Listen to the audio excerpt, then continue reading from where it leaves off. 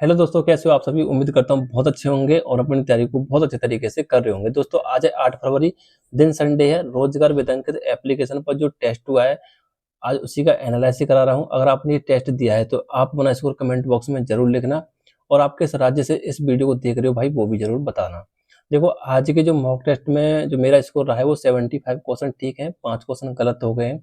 और आज के मॉक टेस्ट के लेवल की बात करें सब्जेक्ट वाइज, तो देखो आज जो मैथ पूछा गया ना वाकई में बहुत ज्यादा कैलकुलेटिव था। मतलब क्वेश्चन ऐसा नहीं है कि आप देखते ही सॉल्व कर दो, कैलकुलेशन थी, सोचने पर मजबूर कर रहे थे सवाल।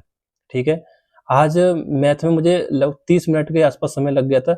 मैं हर बार 20, 22, 23 मिनट में मैथ को सॉल्व कर लेता था, लेकिन आज मुझे 30 मिनट का समय लगा था। मैथ में कैलकुलेशन पूछी गई थी। आज का जो मैथ का स्कोर आपका रहना चाहिए, आज अगर आपने 17 क्वेश्चन भी कर लिए हैं तो भाई ठीक है आज का स्कोर आपका मैथ में। और जीएस की बात करें, जीएस तो मुझे लगता है इजी टू मॉडरेट थी, क्योंकि आज की जो जीएस पूछी गई ना वो आपको बहुत कुछ सिखा के जाएगी। आप ना जब एनालिसिस करो ना तो जिसमें जो क्वेश्चन दिए गए हैं उसी क्वेश्चन बेस्ड एनालिसिस करना। जो जो क्वेश्चन दिए गए हैं उसी चैप्टर को बार बार रिवीजन कर लेना। आप मैंने जो रियल एग्जाम होगा आपका उसमें बहुत अच्छे स्कोर करके आप आ पाओगे, क्योंकि आज का जो जीएस का सेट तैयार किया गया है वो बाकी में एग्जाम के पॉइंट ऑफ व्यू से ही सेट है। मतलब मैं आपसे भाई स्पेशल कह रहा हूँ, आप आज के क्वेश्चन को देख के ही एनालिसिस करना और उन्हीं चैप्टर को बार बार रिवीजन कर लेना। आप जीएस में अच्छा स्कोर करके आ जाओगे एग्जाम में। ठीक है, और देखो आज की जो जीएस में आपका जो स्कोर होना चाहिए था, आज अगर आपने 13-14 क्वेश्चन करे हैं ना भाई, बहुत अच्छा स्कोर है। ठीक है, जीएस में 14 क्वेश्चन तो ठीक है भाई। और बाकी हिंदी, हिंदी तो आसान पूछी गई थी। हिंदी में हो सकता है कि आपको व्याकरण से थोड़ी दिक्कत आ गई होगी एक आध क्वेश्चन में, नहीं बाकी हिंदी आसान थी। जो एरर वगैरह पूछे गए थे वो बिल्कुल आसान पूछे गए थे। एक आध क्वेश्चन हो सकता है सिली मिस्टेक की या वजह से कोई गलत हो जाए, बाकी हिंदी आसान थी। तो हिंदी में मैं तो भाई करूंगा कि आप 19-20 के आसपास हैं हिंदी में, हिंदी भाषी राज्यों से। तो भाई हिंदी में आपका अच्छा स्कोर है और आप कह रहे हैं हिंदी भाषी राज्यों से, तो आपने अगर 17 भी क्वेश्चन कर लिए ना तो भाई ठीक है हिंदी का। ठीक है, रीजनिंग आसान पूछी गई थी। रीजनिंग में आज आपका स्कोर मतलब कम नहीं होना चाहिए, तो 20 क्वेश्चन आपके सही होने चाहिए थे रीजनिंग में।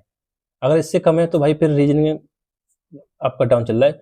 हो से भाई सिली मिस्टेक की वजह से अगर गलत हो जाए वो बात अलग है। ऐसा नहीं होना चाहिए कि अजय हमने तो स्किप कर दिया, स्किप नहीं किया तो हमने प्रॉपर उस पे तुक्का मारा, ऐसा नहीं होना चाहिए। जीएस रीजनिंग का आज आपका एक एक क्वेश्चन आपके दिमाग में होना चाहिए था। रीजनिंग आसान पूछी गई थी।